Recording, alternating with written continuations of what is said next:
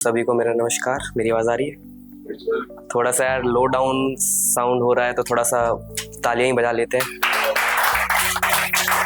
कविशाला से मेरी जर्नी 2021 जुलाई ज्वाइन किया था कविशाला मैंने। 8 महीने मैंने यहाँ पे काम किया है। एक पूरी टीम संभाली थी मैंने सोशल मीडिया की 8 महीने तक, और काफ़ी अच्छी टीम बनाई थी हम लोगों ने स्क्रैच से। और फिर जब छोड़ा उसके बाद अभी नौकरी कर रहे हैं, 2 साल हो चुके हैं, पर पहला कॉर्पोरेट एक्सपीरियंस अंकुर सर की वजह से। कैसे तो लिखने का शौक है काफी, मतलब कविताएं लिखते हैं, कहानियां लिखते हैं। तो उसमें से शुरू करता हूँ कुछ कहानियों से, ठीक है? आप में से कौन कौन हजरत निजामुद्दीन गया है? मैं 25 साल का हो चुका हूँ पर अभी तक नहीं गया था, दिल्ली में रहने के बाद भी। और सोच रहा था कि यार जाना चाहिए, मतलब अभी लॉन्ग वीकेंड पड़ा था अभी मई में, 1 मई से 3 दिन का लंबी छुट्टियां थी। मैंने कहा यार कहीं चलते हैं घूमने दोस्तों को, सब कह रहे हैं यार हम नहीं जा रहे, तू देख ले अपना। ठीक है भाई, निकलते हैं, दिल्ली जैसा शहर है, कहीं भी चले जाएंगे, निकल जाएंगे, कहीं ना कहीं घूम ही लेंगे।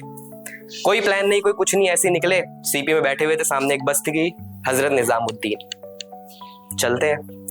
हिंदू हूँ, धर्म से थोड़ी सी अलग जगह है, कुछ अलग है दिमाग में, हिंदू मुस्लिम बैठा हुआ है, क्योंकि अभी का जो पॉलिटिकल वो चल रहा है सबको पता है।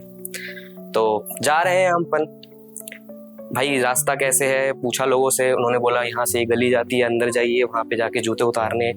ठीक है, उन्होंने पूछा फूल वूल चढ़ाओगे, ये मतलब करोगे? मैंने कहा यार मुझे पता नहीं कैसे करते हैं, तो मैं स्किप करूंगा, मैं बस कवाली सुनने जाऊंगा, मेरे को कवाली देखनी कैसी होती है। उन्होंने कहा ठीक है भाई, कुछ मत खरीदना, वो लोग बोलेंगे खरीदने को, कुछ नहीं खरीदना, अपने को सीधा जाते जाना है। मैं जा रहा दरगाह का वो आया, जूते उतारे, अंदर गया। मैंने ना कहीं सुना था कि अंदर जाओगे ना तो आप बाहर निकलने का मन नहीं करेगा, आपको वहां पे एक अलग वाइब मिलेगी, और वो सच था।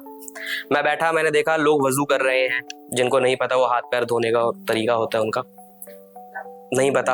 वहां पे एक बगल में मतलब एक बैठे थे, वो कवाली की प्रैक्टिस कर रहे थे। तो मैंने उनसे पूछा यार मैं हिंदू हूँ, am I even allowed inside, मतलब ऐसे मैंने साइड में उससे पूछा यार क्या करना है, मुझे पता नहीं है, चादर कैसे चढ़ाते हैं, धागा कहाँ बांधते हैं। तो उन्होंने बोला कि यार आप हिंदू हो? मैंने कहा हाँ। कह रहे आप धार्मिक हो? एक बंदा स्कल कैप लगा के मेरे से पूछ रहा आप धार्मिक हो? मैंने कहा हाँ यार धार्मिक तो हूँ। कह रहा आप सरकार को मानते हो? किसका, सबके दिमाग में यही आया होगा, कांग्रेस बीजेपी हिंदू, वही चल रहा है। मैंने कहा यार सरकार को मानता, हाँ मतलब काइंड ऑफ मानता तो हूँ, क्या हो गया? तो आप सरकार को मानते हो, आप कौन हो? मैंने कहा यार अगेन मैं, आप कौन हो? मैं हिंदू हूँ। कहता है आप फकीर हो, आप फरियाद लेके आए हो ना यहाँ पे, आप मांगने आए हो कुछ? मैंने कहा हाँ। कह रहा आप सरकार के पास किस लिए जाते हो? मांगने। मैंने कहा हाँ।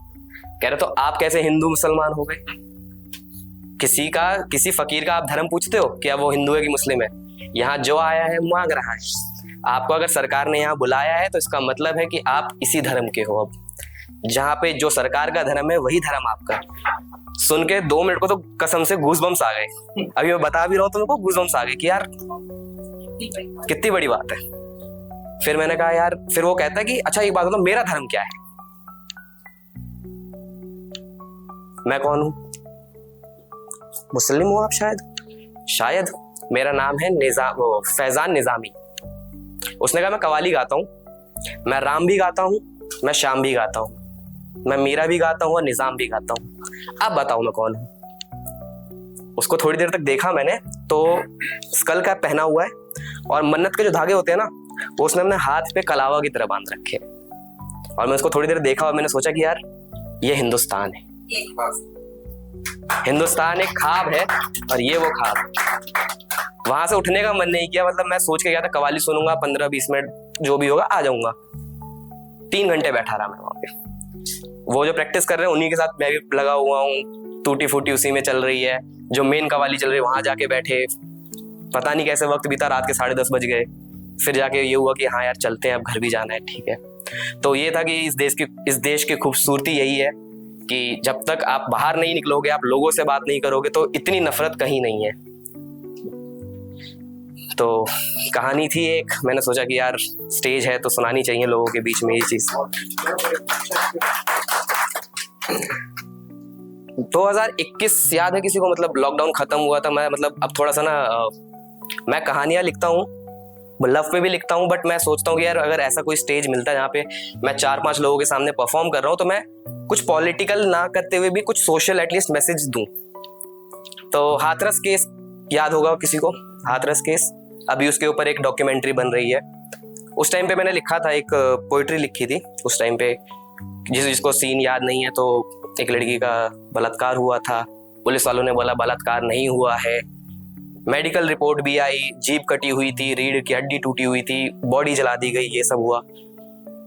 रात को मैं जब पढ़ रहा था इसके बारे में डिटेल्स में, तो एक कविता लिखने का मन हुआ कि यार इस पे अगर मैं नहीं लिख पाया तो फिर पेन छोड़ दूंगा, आज के बाद कभी नहीं लिखूंगा। तो उस टाइम लिखा था कि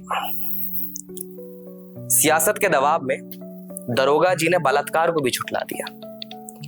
दरोगा जी बोले कोई जीभ नहीं कटी, कोई नहीं टूटी रीढ़, खुद की रीढ़ बेचकर दरोगा जी भी बिक गए, सियासत के खेल में बलात्कारी फिर कानून से खेल गए। सुनकर कठोर निंदा यमराज से कुछ वक्त मांग, मनीषा हुई फिर से जिंदा। मनीषा ऑलवेज किसी भी रेप विक्टिम का नाम एक पेन नेम दिया जाता है उनको, तो Manisha was the name of that girl, real name किसी को नहीं पता होता। तो सुनकर कठोर निंदा यमराज से कुछ वक्त मांग, मनीषा हुई फिर जिंदा।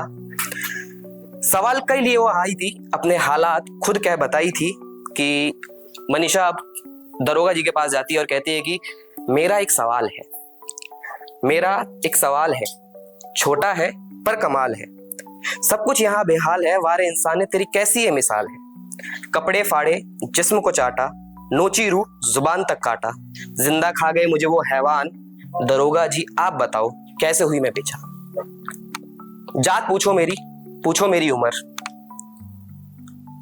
कहाँ थे आप जब टूटी मेरी कमर। वर्दी का जोर होगा, तमाशा अभी चारों ओर होगा, हैदराबाद देखो, दिल्ली देखो, देखो उन्नाव देखो, हाथरस का हाल, चीखे रोज आती है, रोज होती बेटियां बदहाल। किस पर मैं विश्वास करूं, किससे मैं आस करूं, कौन देगा मेरे सवालों का जवाब। जब मेरे साथ कुछ हुआ ही नहीं तो दरोगा जी आप बताओ कैसे हुई मैं बेजान।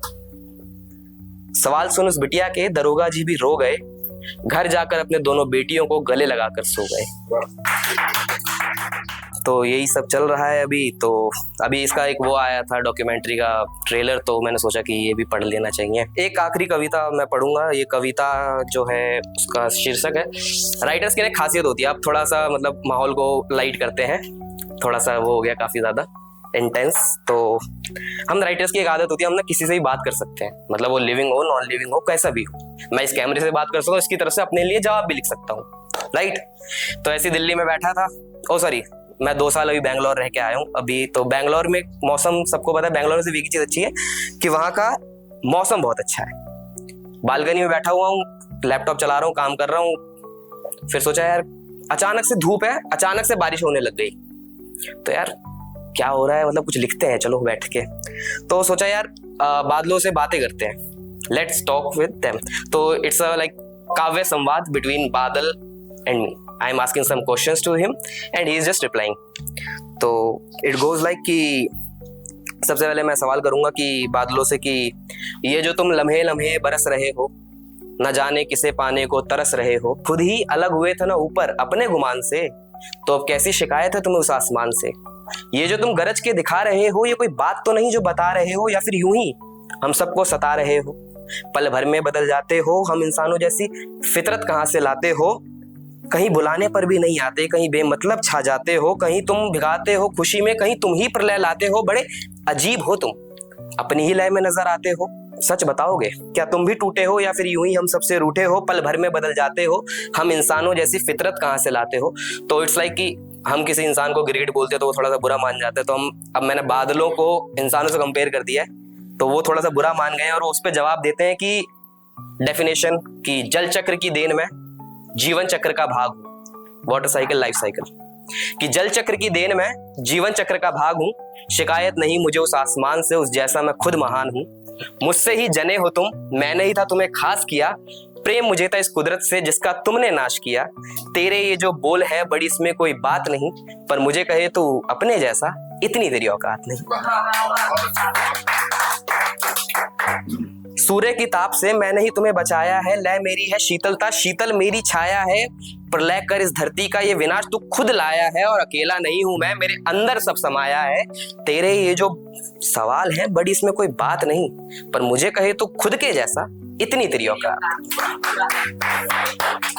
और तुम्हारी तरह चंद पैसों पर मैं बिका नहीं, तुम्हारी तरह लालच में कहीं रुका नहीं, जात पूछ रिश्ता कभी बनाया नहीं, किसी का छीन कर खाया नहीं, गरज मेरी पहचान है, अजीब इसमें कोई बात नहीं, पर मुझे कहे तो खुद के जैसा इतनी तेरी औकात है। So that was my time.